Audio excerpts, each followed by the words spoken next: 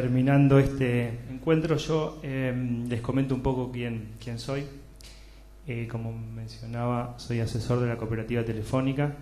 también de la Federación de Cooperativas de Trabajo de la República Argentina. Trabajo acá en la sección del Río Negro, Neuquén. Soy licenciado en Administración y también he estudiado Cooperativismo en la Universidad Nacional de La Plata, y tuve la posibilidad también de hacer una maestría en el País Vasco, en la Universidad de Mondragón. Y lo que quería participar en esta ponencia es mis impresiones respecto del proyecto de ley. Tengo, por un lado,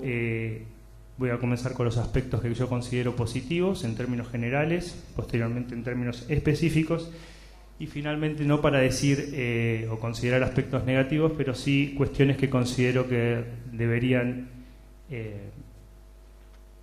tener un mayor análisis en función de apreciaciones estrictamente personales. Otra cuestión que quería aclarar era que, si bien soy asesor de la Cooperativa Telefónica y también de la Federación, no he tenido oportunidad de compartir mis impresiones con los órganos respectivos de dichas entidades. Por lo tanto, todo lo que diga en este momento es a título personal y no en representación de ellas. Bien,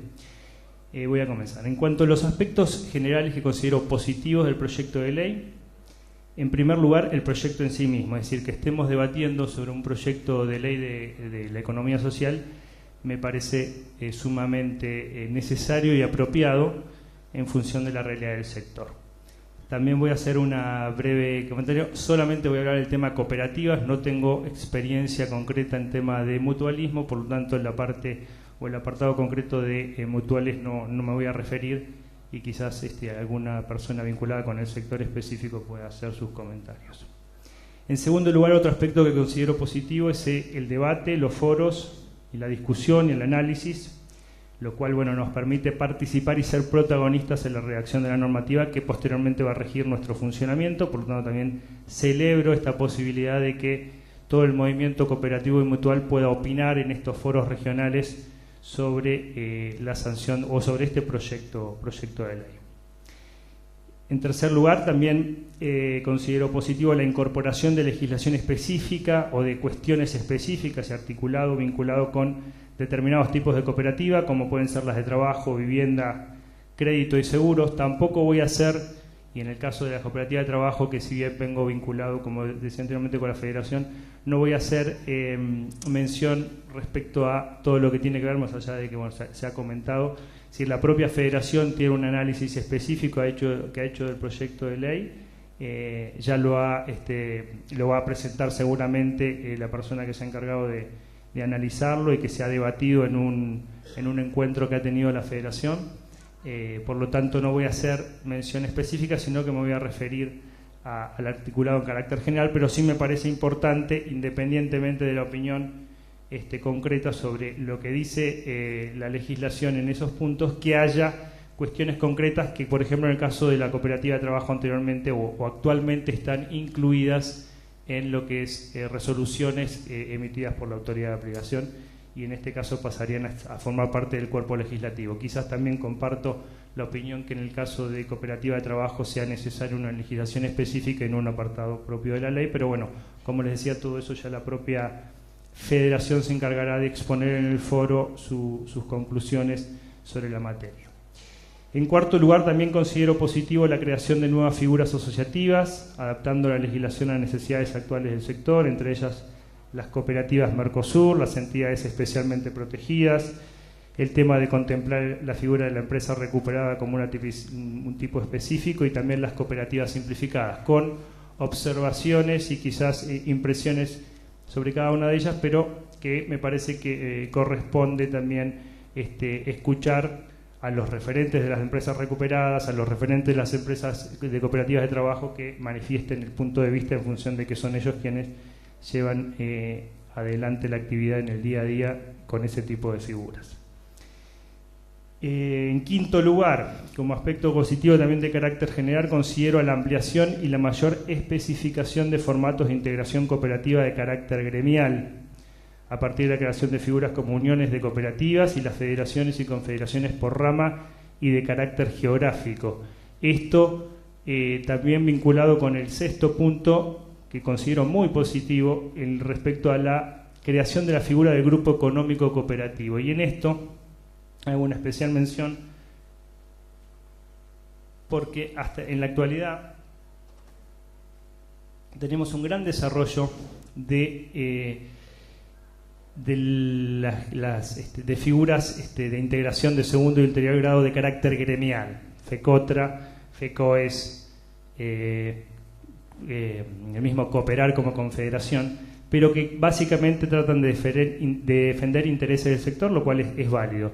Yo apoyo la creación del grupo económico cooperativo, mencionando específicamente o considero que el grupo económico cooperativo lo que viene es a potenciar la integración económica de las cooperativas para el desarrollo de actividades en conjunto a partir de economías de escala, sinergia, alianzas estratégicas. Me parece muy positivo y tenemos un ejemplo con muchísimo éxito que se ha desarrollado en lo que es el País Vasco y la Corporación Cooperativa de Mondragón. Es decir, creo incluso que esta idea, si bien la celebro, pero considero que sería recomendable incluir un articulado de mayor detalle relacionado con la creación y funcionamiento de este tipo de figura, porque se la menciona, pero posteriormente lo único que hace el proyecto es hablar de cuestiones específicas de la integración más de carácter gremial y no así de la integración de carácter económico. Considero que es sumamente positivo esa posibilidad porque realmente nos permite competir de otra manera en el mercado a partir de una alianza estratégica de negocios entre cooperativas, con la lógica de una cooperativa de segundo grado, no con la lógica del grupo económico societario, porque me parece que el grupo económico cooperativo simplemente lo que genera es su objeto está vinculado a realizar negocios entre cooperativas o potenciar los negocios de las cooperativas, pero a partir de la figura de una federación, unión o confederación, dependiendo del grado de desarrollo que ella tenga. Bien, en cuanto a aspectos generales del proyecto. Aspectos específicos me refiero porque voy a mencionar ahora aspectos que he identificado en el articulado que son modificaciones en las cuales considero positivas, que pueden ser muy importantes o pequeñas, pero que en sí hay una modificación respecto de la actual ley y del proyecto, y considero que suma al funcionamiento de las cooperativas. En primer lugar, la incorporación de una cantidad mínima de asociados inferior al mínimo anterior. Antes teníamos que la ley lo único que hablaba era de 10 socios para todas las cooperativas y teníamos una resolución que habilitaba a las cooperativas de trabajo específicamente para la constitución con 6 y la ley también hablaba de las federaciones con 7, ¿no? Ahora la propia legislación habla de en el marco de la cooperativa simplificada e incluye ahí también la posibilidad de las cooperativas de trabajo con 6 integrantes, lo cual me parece que la ley reconozca este mínimo específico para un determinado tipo de cooperativas es importante. En segundo lugar, también me parece que suma al proyecto la mención explícita a la igualdad de género. Es decir, tenemos específicamente, más allá de que anteriormente tenemos el primer principio cooperativo y tenemos también la no discriminación, como la teníamos como uno de los caracteres del artículo 2, en el cual definía los caracteres de la cooperativa, el tema de la no discriminación, que explícitamente un artículo de la ley hable de la igualdad de género en cuanto al acceso a la gestión, a la participación de las mujeres dentro de las cooperativas, también me parece que suma en este sentido. En tercer lugar, se elimina un valor máximo para el derecho de ingreso, una cuestión que no utilizamos prácticamente dentro de las cooperativas, pero que yo considero que es importante en determinadas cooperativas que han tenido un desarrollo económico y que el socio, a partir de su integración de capital mínima establecida por estatuto, quizás genera un aporte económico menor a aquel que los socios que constituyeron su cooperativa a lo largo de los años y con su esfuerzo han logrado generar. Por lo tanto, ahora, anteriormente, el derecho de ingreso era una posibilidad que estaba establecido solo si el estatuto lo permitía y la ley fijaba como máximo que ese derecho de ingreso podía ser igual al valor de una cuota social. Si vemos nuestros estatutos vamos a ver que la cuota social generalmente es de $1 si es que se ha actualizado, por lo tanto el derecho de ingreso perdía cualquier tipo de peso porque, es decir, exigirle $1 en este carácter. Hoy por hoy el proyecto habla de la eliminación de ese valor máximo y lo considera que tiene que estar vinculado con cuestiones relacionadas con la equidad, el aporte de socios anteriores, etc. Por lo tanto, me parece también positivo que el propio estatuto de cada cooperativa pueda definir ese valor de derecho de ingreso en el caso que el estatuto lo permita. En cuanto, también considero positivo la posibilidad de que asociaciones de entidades públicas, personas físicas o jurídicas, en este caso también y principalmente el tema de federaciones, participen y se asocien con fines de apoyo socioeconómico sin la necesidad de utilizar servicios. Igualmente comparto la salvedad que había hecho anteriormente el licenciado González en cuanto a la participación tanto deliberativa o administrativa, que la fija en un máximo de un 30%, porque considero que esto viola el principio básico del cooperativismo de un asociado, un voto. Igualmente, en este punto me gustaría también sumar al análisis que se podría contemplar algún tipo de participación siempre y cuando en los casos de federaciones que participen en cooperativas. Hay una experiencia muy interesante que es, como les decía, y permítame que me refiero específicamente al caso de el Grupo Mondragón, porque bueno, he tenido la posibilidad de analizarlo en detalle. Allí la propia federación que agrupa las cooperativas de trabajo, porque una salvedad que tienen el Grupo Cooperativo Mondragón es que todas las cooperativas, independientemente del servicio que brinden, son cooperativas o garantizan la participación de los trabajadores en la gestión de sus cooperativas, lo cual me parece muy interesante y también sería interesante poder incorporar algo sobre el tema o por lo menos estudiarlo. Es el tema de que el grupo cooperativo al cual la cooperativa participa, cuando invierte, le financia determinadas acciones, tiene la posibilidad y los estatutos permiten que tenga una participación minoritaria, pero tenga una participación en la toma de decisiones de la actividad que realiza esa cooperativa, en función de garantizar que esa inversión que es financiada por la totalidad de las cooperativas que integran el grupo tenga un destino o que tenga una aplicación correcta en función del esfuerzo que implicó financiar esa actividad. Por lo tanto, en este punto, si bien considero como que esta participación en la deliberación o la cuestión administrativa del 30% violaría el principio de una asociación a un voto, analizaría con mayor detalle la posibilidad que cuando ese socio digamos que se vincula para apoyar socioeconómicamente a la cooperativa, sea el grupo o la federación de la cual esa cooperativa forma parte, podría analizarse la posibilidad de que tenga algún tipo de injerencia. O no lo vería yo desde mi punto de vista como negativo, sino al contrario, quizás fortalecería este tipo de apoyo y de integración. Otro aspecto positivo, la posibilidad de establecer por estatuto una duración mínima determinada de permanencia como asociado. Es una novedad y que en determinadas circunstancias quizás me parece positivo, dependiendo de la actividad, dependiendo de la inversión que requiera o del esfuerzo económico que implique brindarle servicio a un socio. ¿Por qué no exigirle que ese socio se mantenga su vínculo con la cooperativa por un determinado tiempo? No lo veo, para determinados casos puntuales, no lo veo negativo, sino al contrario. Y otro punto muy importante es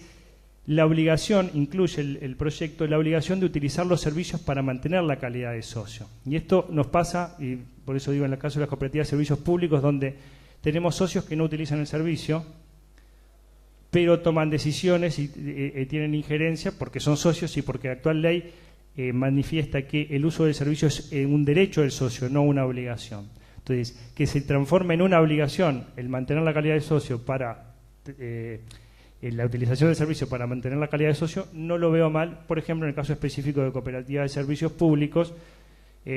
porque si no después tenemos dirigentes que no usan el servicio, pero que terminan dirigiendo la cooperativa y me parece que en ese caso no. Entonces, esto vendría a contribuir a ese punto. Otro punto, la posibilidad de crear reservas facultativas. Esto la legislación no lo permite y tenemos un gran tema dentro de las cooperativas de servicios públicos y otras donde hablamos de que determinados recursos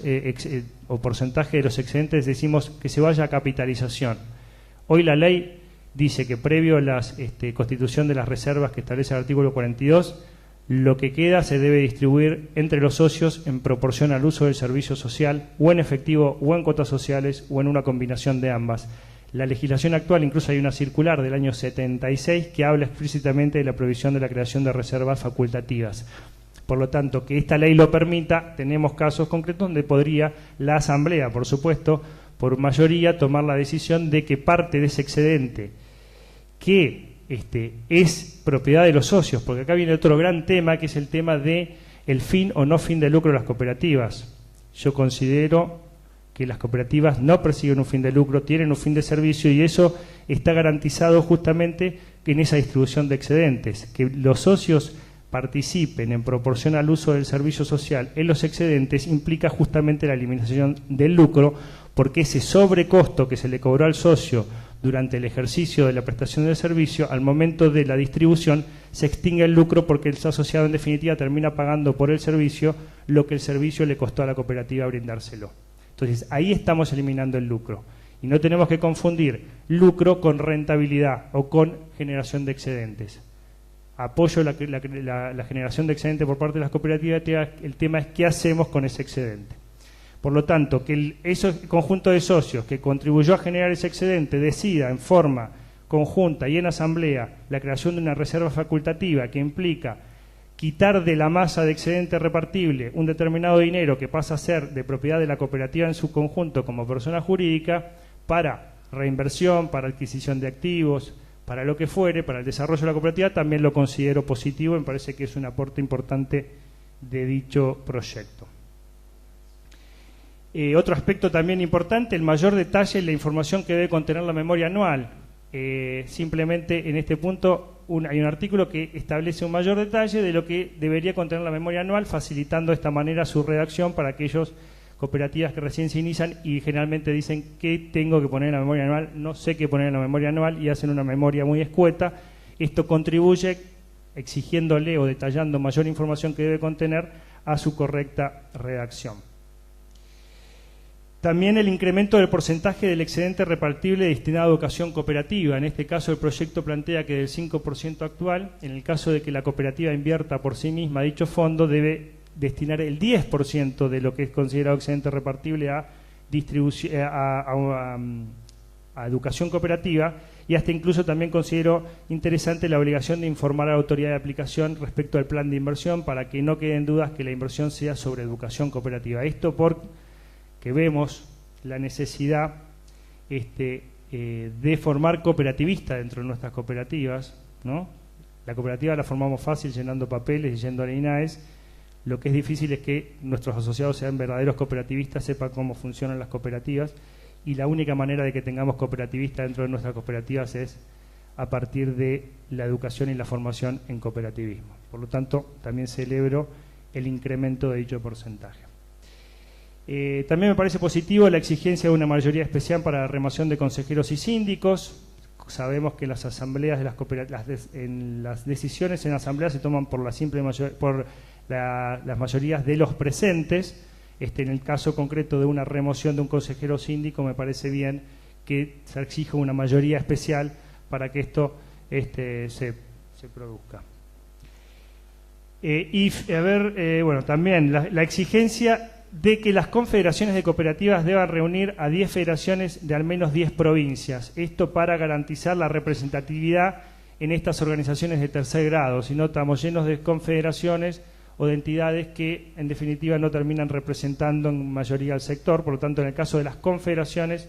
me parece interesante que reúna al menos 10 federaciones y que esas 10 federaciones estén diseminadas en 10 provincias. Vaya que los números concretos no sé si son 10 o qué, pero sí me parece que de esta manera se garantiza la representatividad de entidades de tercer grado. Y como punto final de los aspectos positivos de la ley, voy a mencionar la posibilidad de asociar a las entidades de segundo y ulterior grado a personas de otra naturaleza jurídica, principalmente también en las o específicamente en los grupos económico-cooperativos, potenciando de esa manera sinergia y complementariedad a partir de alianzas estratégicas sectoriales con el mundo PYME, que tenemos muchas coincidencias y que podemos potenciarnos y trabajar en común. Siempre y cuando, si se está asociando a la entidad cooperativa, se va a regir, aunque tenga una figura jurídica diferente, por la lógica de la entidad en la cual se está sumando, que es una cooperativa de cooperativas, y por ende, más allá de los puntos específicos que establece la ley, tiene las generalidades de una cooperativa. Bueno, ahora sí, a continuación voy a pasar a detallar los aspectos que, de mi punto de vista, requieren un mayor análisis y debate por una cuestión, bueno, de opinión particular en función de mi ejercicio profesional en la materia. En primer punto voy a mencionar la terminología utilizada. El artículo primero utiliza el término empresa. Y esto, básicamente, lo que hace ese artículo primero es replicar la definición de cooperativa de la Alianza Cooperativa Internacional. Yo entiendo por qué utiliza la palabra empresa, porque somos organizaciones, a mí me gusta hablar de organización socioeconómica que se desenvuelve en una economía capitalista y que cuando sale al mercado tiene que competir, tiene que ser eficiente, tiene que administrar su cooperativa y utilizar todas las herramientas de gestión que tenga a su alcance para poder ser competitivo y poder garantizar la viabilidad de la cooperativa. Ahora, si vamos a ser estrictos, yo lo que hice fue ir a la definición de la Real Academia Española, que es quien de alguna manera rige los términos en los cuales nos comunicamos, y la Real Academia Española define a una empresa como una unidad de organización dedicada a actividades industriales, mercantiles o de prestación de servicios. Hasta ahí no tengo ninguna objeción, pero incluye en su definición con fines lucrativos. La definición de empresa incluye de que es una entidad que persigue un fin de lucro.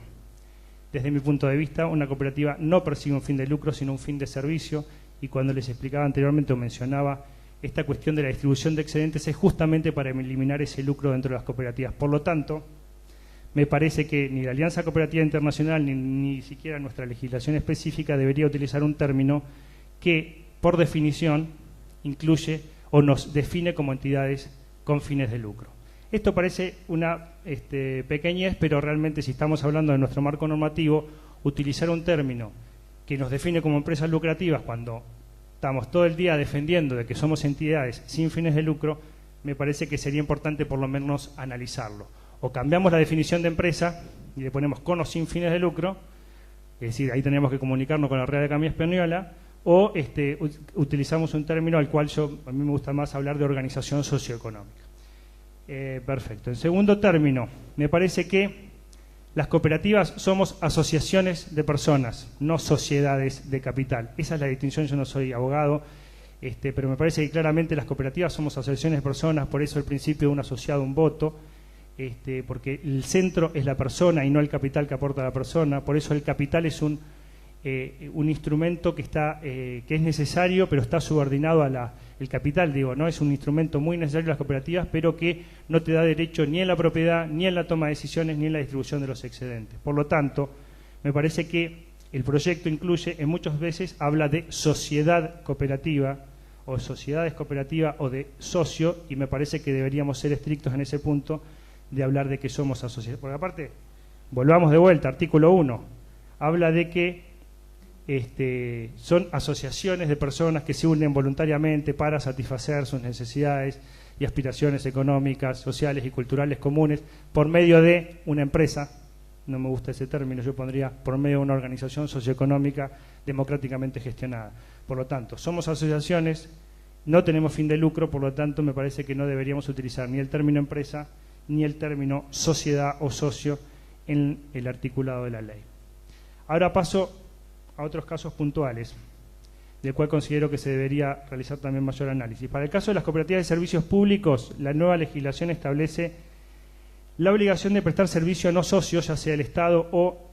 personas físicas o jurídicas, en las mismas condiciones establecidas para los socios. La legislación actual habla de que nunca, al ser un servicio público, le obliga a la cooperativa a brindarle servicio a un no socio, en este caso Estado o persona física o jurídica. Perfecto. La actual ley habla de que nunca en mejores condiciones que los socios. Ahora, el proyecto actual está proponiendo que en igualdad de condiciones que el socio, lo cual me parece que no corresponde, porque el socio justamente se comprometió con su cooperativa, realizó un aporte de capital y se involucra y asume obligaciones y responsabilidades en su gestión y en su dirección. Por lo tanto, me parece que ese punto de exigirle, por ser un servicio público, en igualdad de condiciones a un socio con un no socio, no corresponde. Opinión personal. Por otro lado, el tema del incremento el artículo 42 de la ley dice qué tenemos que hacer con el excedente repartible y establece un 5 a fondo de educación cooperativa, un 5 a estímulo del personal, laboral, o bueno, tiene un nombre largo, y otro 5% a reserva legal. Este proyecto eleva el 5% de reserva legal, lo lleva a un 25%. Lo cual me parece que por un lado contribuye a la solvencia patrimonial de la cooperativa, pero va contra ese principio de distribución del excedente en proporción al uso del servicio social. Por lo tanto, tampoco comparto la elevación de ese porcentaje. Por otro lado, también considero que deberíamos analizar el cambio propuesto vinculado con el incremento del porcentaje mínimo de integración inicial del 5% del capital suscripto que exige la actual legislación, lo llevan a un 25%. Y por otro lado también reduce el tiempo máximo de integración del capital social de 5 años, lo cual dice la actual legislación, a 3 años. Esto, desde mi punto de vista, puede llegar a afectar el cumplimiento del primer principio de asociación voluntaria por el incremento de la incidencia o el aumento de la incidencia de la barrera económica para vincularme con una cooperativa. Tengo que aportar, en vez del 5% al momento que me asocio, un 25%, y el resto que me comprometí a aportar, en vez de 5 años, en 3. Me parece que la actual legislación, al establecer que es el órgano de administración que tiene a cargo la gestión quien diga en esos marcos de mínimos y máximos cómo se integra, me parece que la verdad que estas reducciones o aumentos de mínimos y reducción del tiempo máximo no contribuye a la libre asociación. Otro tema muy concreto y quizás uno de los más importantes que establece la legislación y del cual no estoy de acuerdo es la inclusión de esta aportación voluntaria para el desarrollo de una nueva actividad dentro de la cooperativa. ¿Por qué no estoy de acuerdo? Está fantástico la aportación voluntaria, si necesitamos aporte de nuestros socios a nuestras cooperativas, pero esa aportación voluntaria da derecho a percibir hasta el 75% de los resultados netos. Es decir, estamos incluyendo capital de riesgo y que empieza a participar de la distribución del excedente ya no por el uso del servicio, principio básico del cooperativismo, que elimina el lucro, sino estamos incluyendo el lucro en las cooperativas a partir de permitir que por una aportación voluntaria yo la asamblea, por supuesto, por más que sea decisión de asamblea, no en función del uso del servicio, sino por el aporte económico, tenga derecho a participar en el excedente, y hasta un 75% de esos excedentes. Y a su vez también, el 25% restante dice que tiene que ir a reserva, es decir, esto establece por un periodo de 5 años, y durante 5 años quizás los socios de la cooperativa que utilizan el servicio no participan en la distribución del excedente, sino que se la lleva aquel que puso plata en función de haber puesto plata, no por usar el servicio, y hasta incluso aquello que no vaya destinado a ese capital de riesgo tiene que ir destinado a reservas. Me parece que esto lo que está haciendo es incluyendo el lucro en las cooperativas, algo que anteriormente manifestaba como erróneo en función de que somos entidades, asociaciones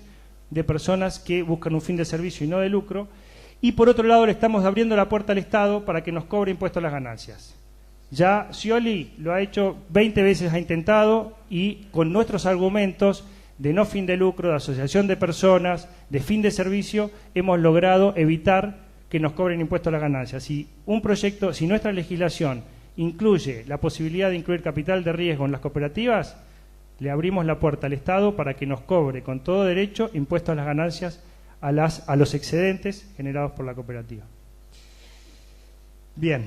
otra cuestión que considero negativa es la eliminación de la posibilidad de pagar un interés limitado del capital aportado por los socios, ya sea la aportación inicial que establece el estatuto o cuando distribuimos excedentes en cuotas sociales, práctica que no es muy común, pero que yo la promuevo dentro de las cooperativas en las cuales asesoro. En este caso los vascos tienen muchos para enseñarnos, ellos solamente permiten la distribución en efectivo en un porcentaje muy limitado del excedente repartible, y siempre y cuando las utilidades o los variables y los ratios económicos, financieros y patrimoniales demuestren una solvencia. Es decir, ¿qué hacen ellos? Tratan de financiarse con capital propio y promueven la distribución de excedentes en cuotas sociales. De esa manera se garantiza el principio de distribución del excedente en proporción al uso del servicio social, pero se permite que ese dinero quede en la cooperativa en vez de retirarse a partir de una distribución en efectivo. ¿Y qué utilizan para promover que la asamblea apruebe una distribución del excedente en cuotas sociales? Ese interés limitado al capital, de manera de que esa persona, por lo menos, cubra su costo de oportunidad que tendría de, con ese dinero que recibe como excedente, llevarlo y ponerlo en un plazo fijo. Entonces, la actual legislación dice que se puede pagar un interés limitado a cuotas sociales siempre y cuando lo establezca el estatuto. Por lo tanto, eliminarlo de plano desde la legislación, que el estatuto y aquella cooperativa que quiera promover el financiamiento por parte de sus socios a partir de la distribución de sus excedentes en cuotas sociales, estaríamos quitando una herramienta que, si bien hoy no utilizamos, puede ser muy positiva para el autofinanciamiento de las cooperativas. Por otro lado, también... Licenciado, un minuto para cerrar el círculo. Muchas gracias. Me quedan un poquito y creo que el resto se ha extendido, así que voy a tomarme la atribución de terminar mi presentación. Por otro lado, también se incrementa el mínimo destinado al reembolso en caso de retiro o exclusión. Hoy por hoy las cooperativas como mínimo deben destinar el 5% del capital integrado a garantizar el derecho de reembolso del capital a aquellos socios que se retiren de la cooperativa, y se lo eleva al 20% ese mínimo. Es decir, en 5 años podemos descapitalizar totalmente la cooperativa porque debemos cumplir con ese mínimo, lo cual considero que tampoco suma a la viabilidad y continuidad de la cooperativa. También no considero positivo la emisión de títulos de deuda cooperativa siempre y cuando la retribución sea en función a excedentes, y sí lo aprobaría en el caso de que su retribución esté vinculado con interés, con un interés limitado, porque de esa manera sería un gasto, pero no participaría en los excedentes, no sería capital de riesgo y por ende no correríamos el riesgo de transformarnos en entidades lucrativas. Y finalmente... finalmente no, tengo un par de cositas más para comentar. La exigencia de un capital mínimo para determinadas actividades, se establece que la autoridad de aplicación puede decir que para formar una determinada cooperativa tengamos que, esa cooperativa se debe conformar con un capital mínimo. Esto me parece que somos entidades que surgen del esfuerzo propio, y en el caso de la cooperativa telefónica se conformó y estuvo 4 años para poder juntar los fondos para comprar la primera central telefónica. Si la autoridad de aplicación nos dice el capital mínimo que tenemos que tener para poder formar una cooperativa determinada, me parece que nos están limitando el desarrollo de determinados tipos de cooperativa y no considero que contribuyan al desarrollo de este tipo de entidades. Por otro lado, también el incremento del porcentaje de los excedentes repartibles que se debe destinar, a eso lo comentaba, del 5,25. Este punto, que esto es una propuesta, considerando que una práctica común es realizar la asamblea fuera de término, es decir, yo no sé de acá cuántos realizan la asamblea dentro de los 4 meses de cierre del ejercicio, digo, es reconocer la realidad de nuestras cooperativas, ya sea por la confección de balance, etcétera, pero ¿por qué no llevar el plazo a 6 meses? Y de esa manera nos evitamos incluir un punto en el orden del día cuando la verdad que ninguno lo cumple, pero bueno, sigue vigente. Un tema concreto y una propuesta es el tema de las asambleas de delegados. La anterior ley, a la que precedió a la ley 2337, establecía que cuando el número de socios supere los 10.000 se deben realizar asamblea de delegados, y la ley 2337 lo redujo a 5.000. La propuesta concreta es en función de que cuando la asamblea de delegados, cuando el número de asociados exceda los 5.000, pero sea inferior a 10.000, sea la asamblea la que decida de qué modalidad de participación va a tener el socio. Concretamente en San Martín de los Andes nos pasa que tenemos muchos asociados, quizás estamos próximos a superar los 5.000, pero están los 5.000 asociados en la localidad, y con la legislación vigente y la no modificación en su futuro proyecto, superando los 5.000 le quitamos la posibilidad de una participación en una directa, o el ejercicio de una democracia directa, de ir el socio a la asamblea, el día de la asamblea, ir y opinar, sino que debería pasar a una asamblea de delegados, elegir un delegado, y que ese delegado vaya a la asamblea y decida en función de lo que en la asamblea de distrito se estableció. Por lo tanto, por eso digo, me parece como un aporte la posibilidad de que cuando se supera los 5.000, pero estamos menos de 10.000, que sea la asamblea la que decida si decide pasar al ejercicio de una democracia indirecta, o mantener hasta ese máximo de 10.000, que era el que establecía la legislación anterior, una democracia directa y garantizando la participación directa del socio en su asamblea. Por otro lado, lo de la limitación a la reelección de consejeros y síndicos de 3 ejercicios consecutivos o 5 alternados, me parece que puede impedir en determinados casos que asociados que son comprometidos, capacitados y valiosos sean autoridades de nuestras entidades. Otro punto, y me quedan 2 y termino, yo decía por un lado que era positivo las nuevas figuras asociativas de carácter federativo o confederativo, pero me parece un error que se ha omitido la obligación de que cuenten con un órgano de fiscalización, o por lo menos eso yo no encontré en el proyecto de ley, que las uniones de cooperativas, las federaciones y confederaciones por rama o por agrupación geográfica tengan, no se exige la figura de la organización del órgano de fiscalización, lo cual me parece que no contribuye al correcto funcionamiento ni a la transparencia de la gestión, reduciendo también el ejercicio de los derechos de los socios, porque la sindicatura es un garante del ejercicio de los derechos de los socios. Por lo tanto, en entidades federativas, el que no se exija la existencia de un órgano de fiscalización me parece un error importante que debe ser resuelto para el proyecto final. Y finalmente, una cuestión pequeña, pero que hace a la congruencia de la normativa, se permite que las uniones de cooperativas municipales tengan un mínimo de 3 asociados, pero posteriormente, en términos generales, dice que tanto las uniones, federaciones y confederaciones tienen que tener un mínimo de 7 socios. Por lo tanto, si permitimos las uniones con 3 asociados, no podemos después exigirle que tenga que tener 7 asociados. Eso ha sido todo. Muchas gracias por escucharme. Hasta luego. Muy bien, la palabra del licenciado Leandro Miret, asesor de la Cooperativa Telefónica de San Martín de los Andes. Del Instituto Nacional de Economía Solidaria, IPES, estas organizaciones representativas como las cooperativas y las mutuales, donde están impulsando este plan de trabajo para favorecer el debate participativo y a la vez ser efectiva la incorporación de propuestas y observaciones, como hemos escuchado a quienes tuvieron la ponencia en la jornada de hoy, y es justamente donde se van a sumar distintas modalidades. Una comisión redactora es la que se suma y que va a incorporar los aportes a un articulado apto para ser presentado al Congreso Nacional para su tratamiento. Agradeciendo la buena predisposición por parte de